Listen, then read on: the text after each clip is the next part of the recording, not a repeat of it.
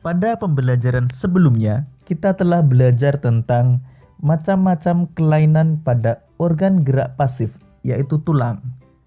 Pada kesempatan kali ini, kita akan belajar tentang macam-macam kelainan, gangguan atau penyakit pada otot manusia. Macam-macam kelainan otot yang akan kita pelajari antara lain hipertrofi, atrofi, stiff atau kaku leher, dan tetanus. Hipertrofi adalah kelainan otot yang membesar dan menjadi lebih kuat karena sel otot diberikan kegiatan atau aktivitas yang terus-menerus secara berlebihan. Hipertrofi otot umumnya terjadi pada atlet binarga dan kebugaran.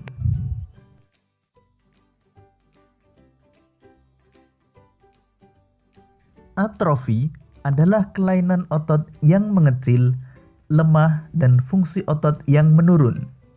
Hal ini disebabkan adanya penyakit polimielitis yang dapat merusakkan sel saraf pada otot. Penyebab lainnya adalah otot yang sudah lama tidak bekerja, atau biasanya pada orang yang lama terbaring sakit.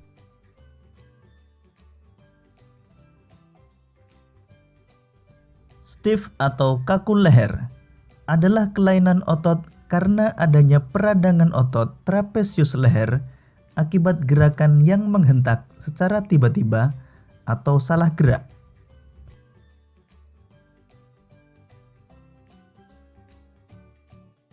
Tetanus. Tetanus adalah kelainan otot yang disebabkan adanya infeksi bakteri Clostridium tetani. Tetanus menyebabkan otot menjadi kejang-kejang. Sahabat cerdas, demikian tadi macam-macam kelainan pada otot manusia. Dahulu.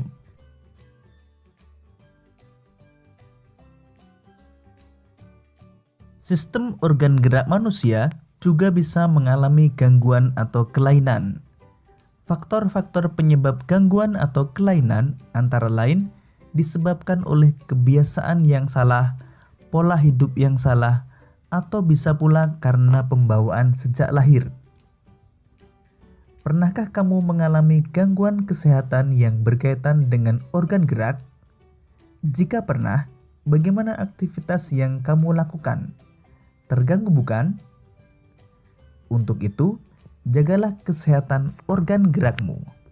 Nah, pada kesempatan kali ini kita akan mempelajari tentang cara mencegah terjadinya kelainan pada organ gerak manusia. Cara mencegah terjadinya kelainan pada organ gerak. Pertama, rakitis.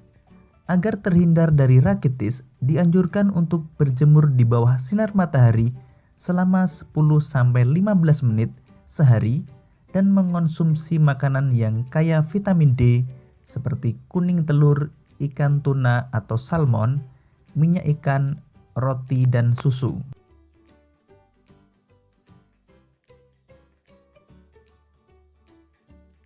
Artritis.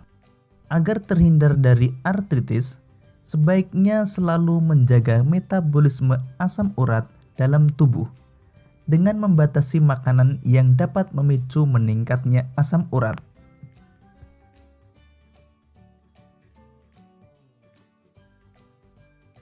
Lordosis, kifosis, dan skoliosis. Agar terhindar dari kelainan lordosis, kifosis, dan skoliosis, sebaiknya melakukan olahraga secara teratur dan menghindari kebiasaan sikap tubuh yang salah. Misalnya dengan menerapkan posisi duduk yang benar dan menyangga tulang belakang dalam keadaan lurus saat tidur.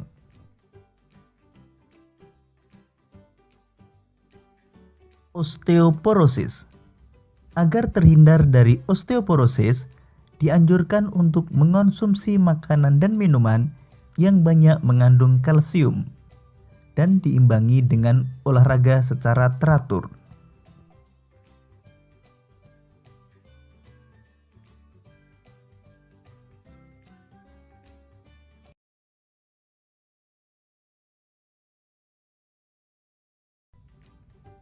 komik adalah suatu bentuk seni yang menggunakan gambar-gambar tidak bergerak dan disusun sedemikian rupa sehingga membentuk jalinan cerita.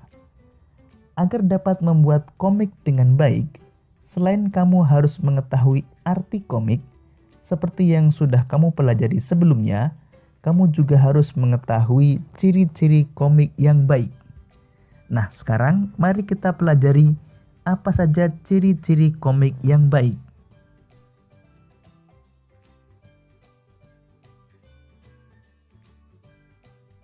Berikut ini adalah ciri-ciri komik yang baik.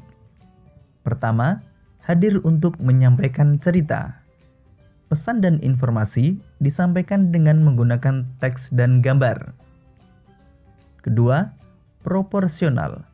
Keberadaan gambar dan teks yang berimbang membuat pembaca komik seakan-akan terlibat dan berperan langsung ke dalam cerita. 3. Menggunakan bahasa percakapan. Bahasa yang digunakan adalah bahasa sehari-hari yang mudah untuk dipahami. 4. Biasanya bersifat kepahlawanan. Umumnya, isi cerita komik akan cenderung membuat pembaca mempunyai rasa atau sikap kepahlawanan. 5. Penggambaran watak secara sederhana. Penggambaran watak dalam komik dibuat secara sederhana agar pembaca mudah memahami isi cerita dan menangkap pesan yang akan disampaikan dalam cerita. 6. Menyediakan humor. Kata komik berasal dari komik yang berarti jenaka. Humor dalam komik disajikan secara lugas sehingga akan mudah dipahami pembaca, dan biasanya humor yang disajikan sering terjadi dan ada